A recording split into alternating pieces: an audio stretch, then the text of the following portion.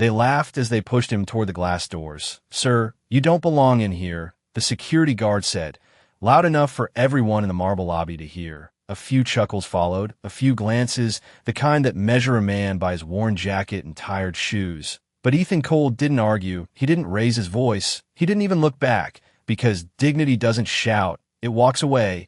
Outside, the cold hit like a wall. 32 degrees and dropping. Wind cutting through the city. Streets like it had something to prove. His daughter's small hand tightened in his. "Daddy, are we going home?" She asked softly. He nodded. But then he saw her, just a few feet away, a woman sitting on the curb, shoulders shaking, dress soaked from the rain, no coat, no umbrella, invisible to everyone passing by. He paused, just for a second. 3 thoughts collided. He was cold, his daughter was cold, and this stranger looked like she had nowhere else to go. "Come on, let's keep moving," a man muttered as he brushed past. But Ethan didn't move. He stepped toward her instead, slow, steady, quiet. "Ma'am, you okay?" he asked. She looked up, eyes tired but sharp, like someone used to hiding storms. "I'll be fine," she said, but her voice betrayed her, the kind of tremble you don't fake. Ethan exhaled. Then, without another word, he slipped off his coat, the only coat he had, the one that still held the warmth of his body, and gently placed it over her shoulders. "You'll need this more than I do," he said, simple, no performance. No expectation, just grace. His daughter looked up at him, confused but trusting. The woman blinked, stunned. "Wait." "I can't," she started, but he was already stepping back, already choosing silence over recognition. "Take care of yourself," he added, then turned, taking his daughter's hand again, walking into the cold like it didn't matter, like kindness wasn't a transaction. Behind him, the city kept moving, cars passed, lights flickered, people hurried, but something had shifted, something quiet, something unseen, because what no one realized in that moment, not the guards, not the strangers, not even Ethan himself, was that the woman he had just helped wasn't just another stranger, and the coat he gave away that night wasn't just warmth, it was a decision one, that would come back in a way that would leave that same building, that same street, and every person who laughed completely silent. The cold did not let go of Ethan Cole that night. It followed him home, seeped through the thin walls of his small apartment, settled into his bones like it had something to prove, but he said nothing, not when he unlocked the door, not when his daughter slipped off her shoes and padded quietly across the worn carpet, not even when he felt the absence of that coat more than he expected. "Daddy, you are shivering," she whispered, her voice small but certain. He gave a faint smile, the kind that carries more reassurance than truth. "It is just the weather, kiddo. I will be fine." 3 simple words, steady, controlled, enough to calm her. He moved to the kitchen, poured 2 cups of warm milk, the steam rising slowly in the dim light, the hum of the old refrigerator filling the silence. And for a moment, everything felt still, almost peaceful, but quiet does not erase consequence. Later that night, as the city outside softened into distant traffic and flickering streetlights, Ethan sat at the edge of his bed, rubbing his hands together for warmth, his breath visible in the faint chill of the room. He could have regretted it. He could have questioned the choice. He could have told himself that kindness had a cost he could not afford. But he did none of those things, because dignity does not negotiate with discomfort. It accepts it, carries it, transforms it.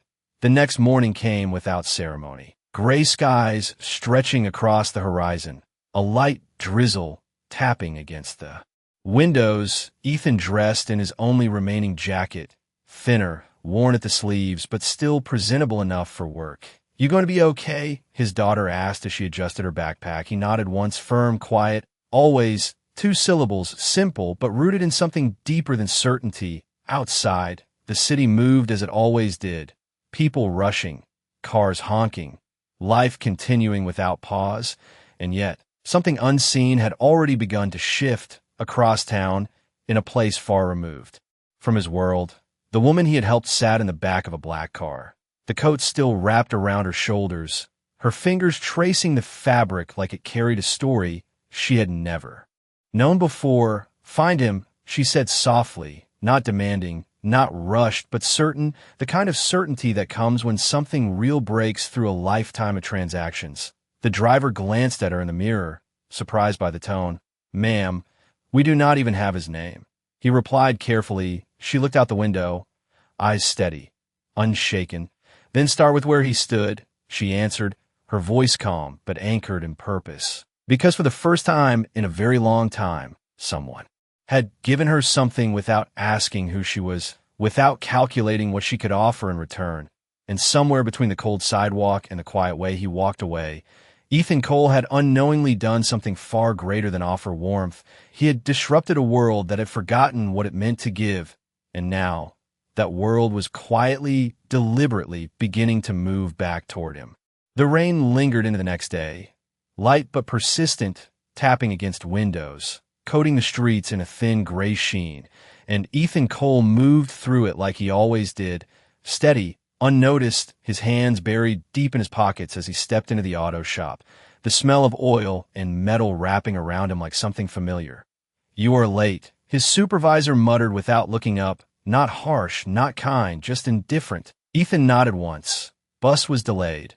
He replied, simple, direct, no excuses layered underneath, 3 words, enough to move on, enough to keep things quiet. He picked up his tools, the cold still clinging to his fingers, and got to work tightening bolts, checking lines, doing the kind of work that does not ask for recognition, only consistency. But even quiet lives feel the weight of small consequences. A cough slipped from his chest, subtle at first, then another a little deeper. He paused just for a second, then kept going because some men do. Not stop when it gets harder, they simply adjust their pace. "You should not be here if you were sick," a coworker said, half concerned, half annoyed. Ethan shook his head lightly. "I am fine," he answered, calm, steady, and the conversation ended there, because dignity does not invite sympathy. It carries its own weight. Hours passed, the hum of tools, the echo of engines, the rhythm of a place that never slows down, and yet, outside those walls, something very different was unfolding. Charlotte Hayes sat in a high-rise office overlooking the city, the kind of view that stretches for miles, glass and steel reflecting power and control. But her attention was not on the skyline. It was on a simple piece of fabric folded neatly on her desk. The coat, his coat, still carrying a faint trace of rain, and something else, something quieter, something real. "Any updates?" she asked, her voice composed, measured, the kind that commands without raising volume. "We are checking surveillance from the block," an assistant replied, careful, precise. "We believe he works somewhere nearby." Charlotte nodded once, slow, deliberate. "Keep looking." 2 words, but they carried weight, not urgency, but certainty, because this was not about curiosity. It was about something she had not felt in years, something that could not be bought, negotiated, or replaced back at the shop. Ethan wiped his hands on a rag, the cough returning, sharper this time. He turned away slightly, clearing his throat, then stepped back into his work like nothing had happened, because responsibility does not pause for discomfort. And as the day stretched on, unnoticed by him, unspoken around him, the distance between 2 very different worlds was quietly closing, not with noise, not with spectacle, but with intention, with purpose, with the kind of movement that does not announce itself until it is too late to ignore.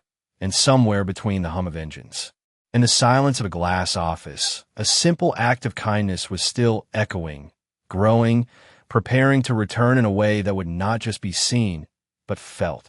By late afternoon, the sky had cleared, but the cold remained, sharp and lingering, the kind that settles into your chest and refuses to leave, and Ethan Cole felt it now, with every breath, a quiet weight behind his ribs that he chose not to acknowledge. Because some men measure their strength not by comfort, but by what they carry without complaint. "You should head home early," his supervisor said this time, a little less indifferent, a little more observant.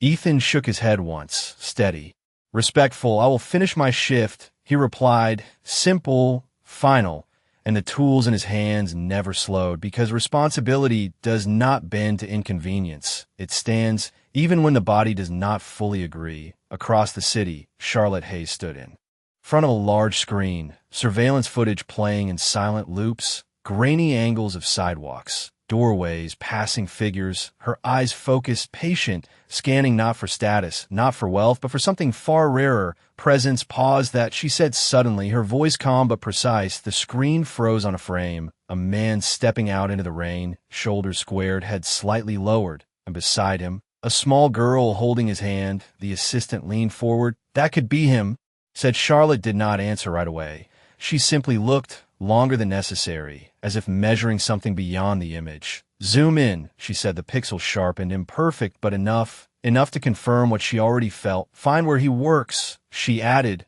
not louder, not urgent, just certain, because when something is real, it does not need to rush. It simply moves forward, back at the shop. Ethan finally set his tools down, the shift ending not with relief, but with completion. He wiped his hands slowly, each movement deliberate, controlled, as if the rhythm itself kept him steady. "Take care of yourself," a coworker said on the way out, softer this time. Ethan nodded. "You too," he replied. And that was enough. Outside, the air had that quiet stillness that comes after a long day, streetlights flickering on, casting warm pools of light on cold pavement. His daughter ran to meet him from the small bench where she waited, her smile immediate, genuine. "You are late," she teased gently. He smiled back, faint but real. "Work took a little longer," he said, 3 simple words, familiar, grounding. They began the walk home, side by side, steps in sync, no rush, no complaint, just presence. But not far from where they walked, engines hummed softly as a line of dark vehicles moved through the city with quiet precision. Not loud, not showy, but unmistakable in purpose. Because when power decides to move, it does not announce itself with noise, it arrives with intention. And somewhere between the fading light of day and the quiet rhythm of a father walking his child home, 2 paths that had once crossed by chance were now being drawn back together. Not by coincidence, but by something far more deliberate, something that does not forget, something that returns. The night settled in quietly, the kind of calm that hides something just beneath the surface, and Ethan Cole felt it as he walked his daughter up the narrow stairs to their apartment. Each step steady, but heavier than usual, his breath a little shorter, his body reminding him of the cold he chose not to fight. "Daddy, you should rest," she said gently. Watching him with the kind of awareness children learn too early, he gave a small nod, brushing a hand over her hair. "I will, after you eat," he replied, simple, consistent, because care always came before comfort. Inside, the apartment was dim, but warm enough, the soft hum of a space heater filling the quiet. Ethan moved through familiar motions, heating soup, setting the table, keeping everything normal, because normal is a form of protection. "Did you help someone again?" his daughter asked, her voice curious but certain. He paused for just a second, then smiled faintly. "Just someone who needed it," he said, and that was enough. Because kindness does not need explanation, it just exists across the city. Charlotte Hayes stepped out of the elevator into the underground garage, the echo of her heels soft but deliberate.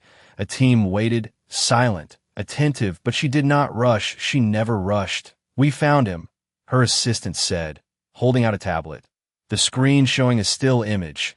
Ethan walking beside his daughter. Charlotte looked at it, longer than necessary, not analyzing, not questioning, just confirming something she already knew. "Where?" she asked, her voice calm, grounded. "Auto shop on West 14th, and his home address is nearby," the assistant replied, precise, efficient. Charlotte nodded once, then closed the tablet gently. "Prepare the car," she said, 2 words steady, because this was not about arrival. It was about intention. Back in the apartment, Ethan sat at the small table, his daughter already asleep on the couch, wrapped in a thin blanket, the soft rise and fall of her breathing the only sound in the room. He leaned back slightly, eyes closing for just a moment, the weight of the day settling in, but not breaking him, never breaking him, because some men carry more than they show, and they do it quietly, without expectation, without witness. Outside, the city lights reflected off the damp streets, and in the distance, engines approached, low, controlled, a presence that did not belong to coincidence, a line of black vehicles moving with purpose, not fast, not loud, just certain, because when something chooses to return, It does not hesitate. It does not question. It arrives, and somewhere between a father resting in silence and a woman moving with quiet determination, two worlds were no longer separate. They were moments away from colliding again, not by chance, but by design. And when they did, nothing about that night, that coat, or that quiet act of dignity would remain unseen. The engine stopped outside without urgency, just a soft, controlled silence that felt heavier than noise.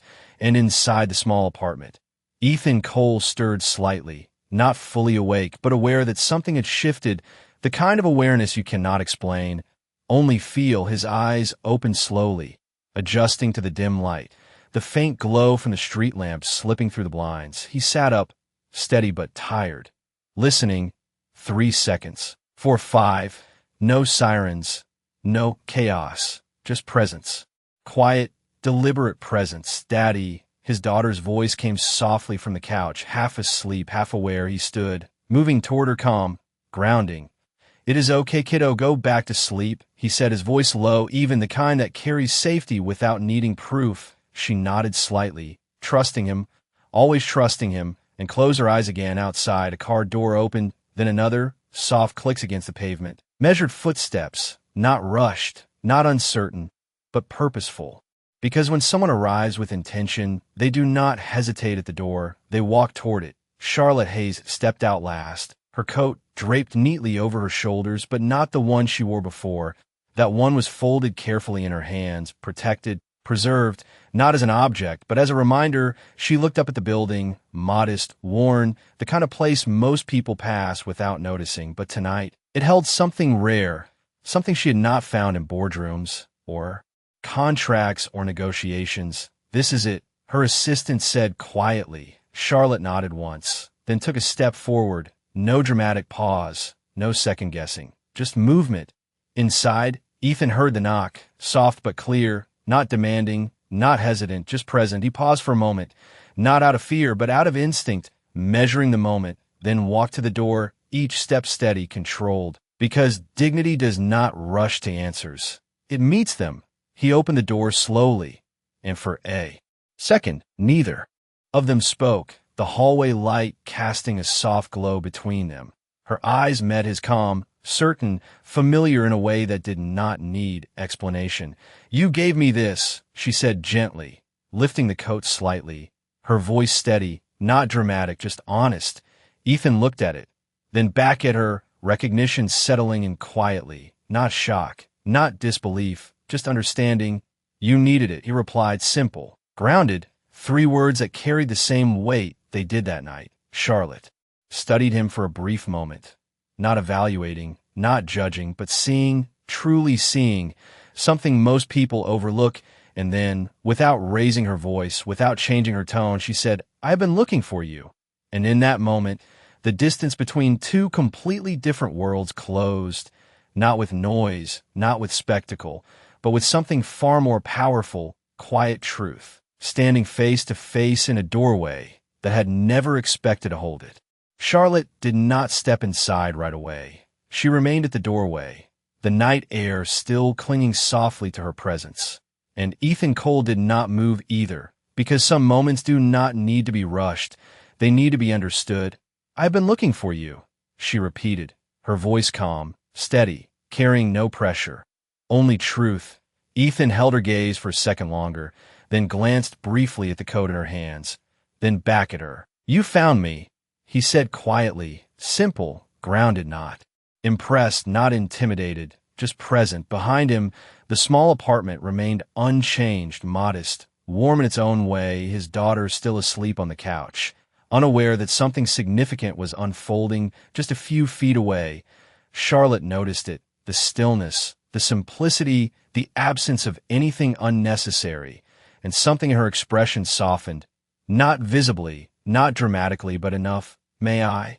she asked, a small gesture toward the doorway, respectful, intentional. Ethan stepped aside without hesitation, not out of obligation, but because respect recognizes respect. She entered slowly, her heels quiet against the worn floor, her eyes taking in the room without judgment, without comparison, just observation. because for the first time in a long time, she was not measuring value in numbers, she was recognizing it in something else entirely.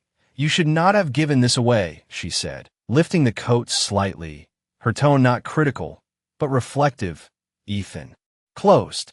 The door behind her, the soft click settling the moment. "It was just a coat," he replied. 3 words, steady, but they carried something deeper, something that cannot be bought or replaced. Charlotte looked at him, really looked at him this time, not at his clothes, not at his surroundings, but at the quiet certainty in the way he stood, the kind of certainty that does not need validation. "No," she said gently, shaking her head once. "It was not just a coat." A pause followed, brief but meaningful, the kind that holds more than words. "No one gives like that anymore," she added, her voice softer now. Not weaker, just more honest.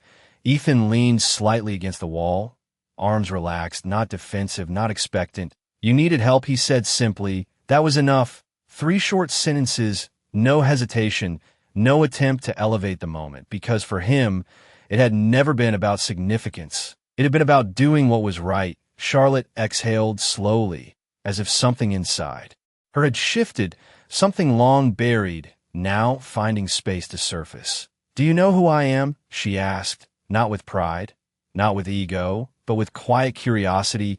Ethan shook his head once. "No," he answered. Then after a brief pause, added, "And it did not matter then."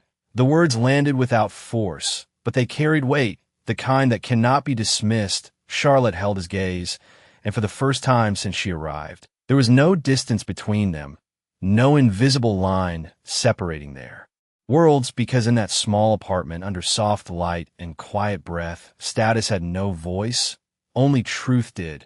And in that truth, something unexpected began to form. Not loud, not rushed, but undeniable, the kind of connection that does not announce itself.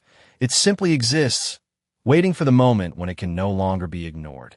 Charlotte let the silence breathe for a moment longer, not to create tension, but to honor what had just been said, because truth, when it is real, does not need to be rushed. It settles, it anchors, it reshapes the space around it. "Most people ask what I can give them," she said quietly, her eyes still on Ethan. "You did not even ask my name." 3 short sentences, steady, reflective, and the room seemed to hold them gently. Ethan gave a small shrug, almost imperceptible. "You looked cold," he replied, simple, direct, as if that explained everything. And in a way, it did. Charlotte let out a soft breath, not quite a laugh, not quite a sigh, something in between, something honest. "I run a company," she continued, not as a declaration, but as context, "a large one," she added, her tone unchanged. Ethan nodded once, acknowledging without reacting. "That sounds like a lot of responsibility," he said, calm, grounded, and there was no sarcasm, no distance, just recognition, the kind that meets someone where they are without trying to climb or lower itself. Charlotte studied him again, this time with something closer to admiration, not for what he had, but for what he did not need. "It is," she replied softly, then paused, shifting her weight slightly, as if deciding something that mattered more than anything she had decided that week, maybe that year, but none of it felt real until that night. She added, her voice quieter now, more personal, the kind of tone that does not belong in boardrooms. Only in moments like this. Ethan remained still, listening, not interrupting, because respect allows space for truth to unfold. Charlotte took one small step closer, not invading, not imposing, just closing the distance enough to be fully present. "I have spent days trying to understand why," she said, her eyes searching his, not for answers, but for confirmation. Why someone would give like that and walk away. A brief pause, then a shift, subtle but undeniable. "And I realized something," she continued, her voice steady again, grounded in clarity. "You were not trying to be noticed." Ethan shook his head slightly. "No," he said, just one word, but it carried weight. "Final, certain." Charlotte nodded once, as if that single word completed a thought she had been building since that night. Then she lifted her chin just enough to meet him fully, without hesitation, without pretense. "So I will not repay you," she said, the words deliberate, measured, and for a brief second, the room seemed to pause, as if expecting something else, something transactional, something predictable. But she did not reach for her wallet. She did not mention money. She did not offer anything that could be measured or counted. Instead, she held his gaze and said, "I came back because I want to know you." Her voice calm, clear, carrying no demand. Only intention.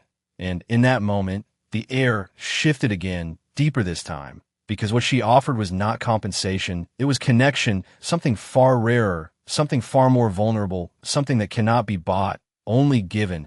And for the first time since she arrived, the question was no longer about what had happened. It was about what could happen next. The room did not rush to fill the silence after her words. It held it, gently, like something fragile that deserved to be understood. And Ethan Cole stood there, steady, grounded, his eyes meeting hers without hesitation, without confusion, just presence. "You want to know me?" he repeated quietly, not as a question, but as a reflection. Charlotte nodded once, calm, certain, yes. One word, clear, without decoration, because truth does not need more than that.